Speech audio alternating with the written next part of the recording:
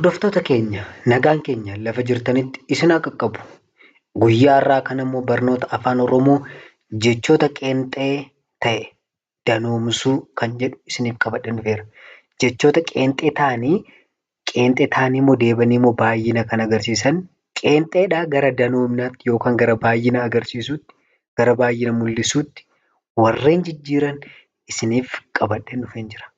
Akkasuma obboloota koo namoonni biyya keessaaf biyya alaa teessanii barnoota afaan Oromoo karaa Waasaappii, karaa Imoo, karaa Zuumii, karaa Telegiraamii shakkii tokko malee namoonni barachuu barbaadan kunoo lakkoofsa bilbilaa fuula iskiriinii kanarratti mul'ateeru. Kunoo isa qa'ii kanaan barreeffameeru, isa diimaa kanaan barreeffameeru irratti bilbiltanii akka gaariitti qubeerraa kaasnee hanga barreessuu dubbisuu dandeessanitti isiniin barsiisna jenna. Kanaaf namoonni sabiskiraayib sheer hin goone sabiskiraayib sheer godhuudhaan maatii keenya ta'a isiniin jenna.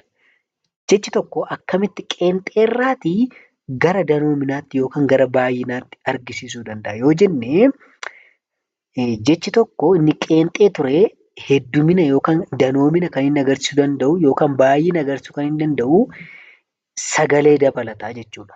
Sagalee gaafa dabalatu heddumina yookaan danoomina mul'isa. Fakkeenyaaf saree kan jedhu kuni asitti maal jedhaa? Saroota jedha. Saroota. Oota gaafa dabalate maal ta'ee?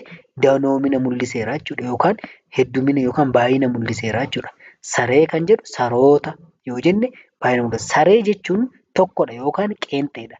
Saroota jechuun immoo baay'ina mul'isa jechuudha. Saroota lamaaf isaa olii jechuudha.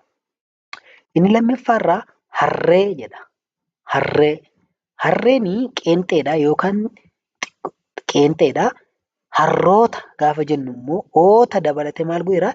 Danoomina mul'iseera. Baay'ina mul'isee jira jechuudha. Kunis maal dabalate? Oota dabalate yookaan sagalee dabalate jechuudha.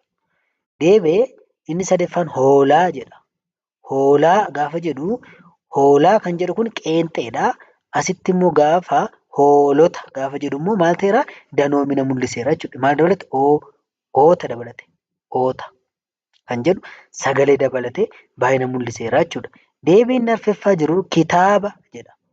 Kitaaba kan jedhu kunii gaafa baay'ina mul'isu immoo kitaabota. Kitaabota jedha. Kitaabota.